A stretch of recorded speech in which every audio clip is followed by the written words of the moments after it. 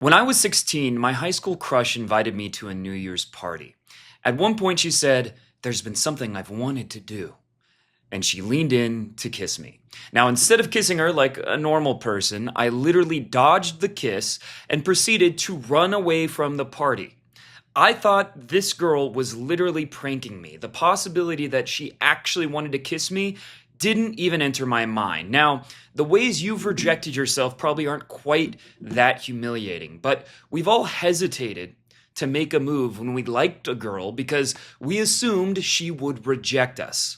A lot of men do this with every single woman they're attracted to. They reject themselves hundreds of times because they can't imagine the girl would reciprocate their interest.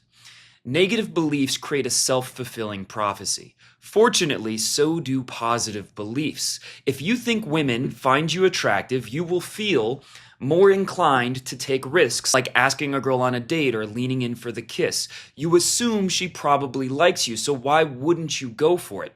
And of course, when you do make a move, your chances of getting a date are going to be higher than if you didn't even try.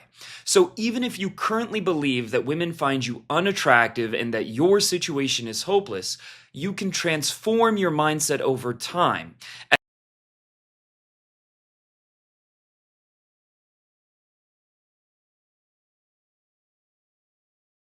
A, the negative beliefs you currently have are untrue, and B, the positive beliefs you want to cultivate are true. Fortunately, it doesn't matter whether the evidence you find is objectively accurate. All that matters is your interpretation. So, for instance, let's say you're walking around town and a girl makes eye contact with you, but she immediately looks away. On the one hand, you could tell yourself she averted your gaze because she thought you looked creepy.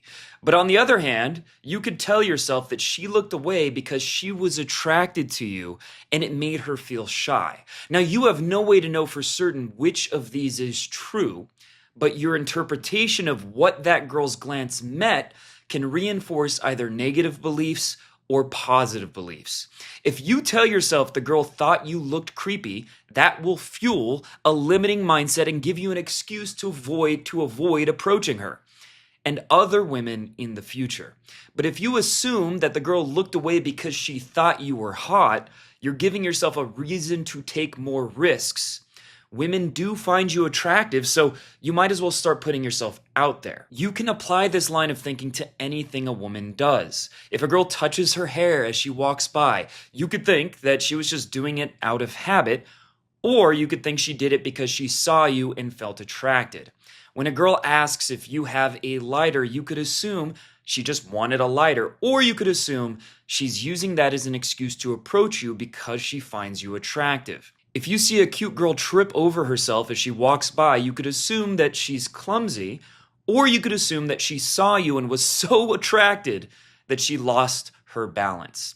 Now, you may be thinking, that's cool, but what about when a woman actually rejects you? Don't you just have to face facts and accept that when you get rejected, it means you're not attractive? If you tell yourself that you got rejected because you weren't good looking enough, because you're poor, or because of your race, then that rejection is going to have a negative influence on your beliefs. Rejection will become emotional fuel for self-pity and self-victimization. You can focus on all the things that are out of your control that may have gotten you rejected, or you can focus on all the things that are within your control that may have gotten you rejected. So instead of thinking, she rejected me because I'm Asian, you might think she probably has a boyfriend, or even she was just overwhelmed because she was so attracted to me, it made her nervous. Now, you will never know with 100% certainty why any particular girl rejected you. Truthfully, it could have been because of your height, your race, or whatever. But it also could have been for any number of other reasons that have nothing to do with you. Her mood, her sexual orientation. Maybe she really was intimidated by you. Now, I'm not advocating that you become entirely delusional. It is important to learn from your mistakes. But while you're out meeting women, make positive assumptions, and that will create positive emotions, which will make you more attractive to women, regardless of how accurate those assumptions are. Start cultivating beliefs that will help you achieve your goals even if those beliefs seem ridiculous to you right now. When you see an attractive woman walk by, tell yourself something like, she wants a guy like me to approach her and sweep her off her feet. That would make her day. Proactively give fuel to beliefs that will inspire you to project positive energy and take action.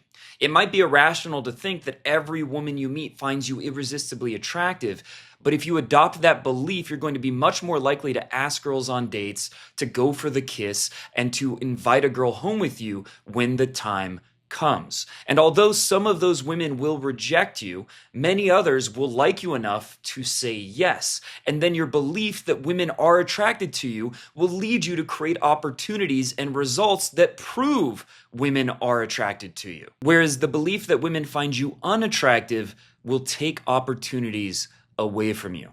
Now, let's be frank. I have never met someone whose charisma is a 10 out of 10, whose sense of humor is a 10 out of 10, whose personality is as attractive as is humanly possible. Not even me, believe it or not.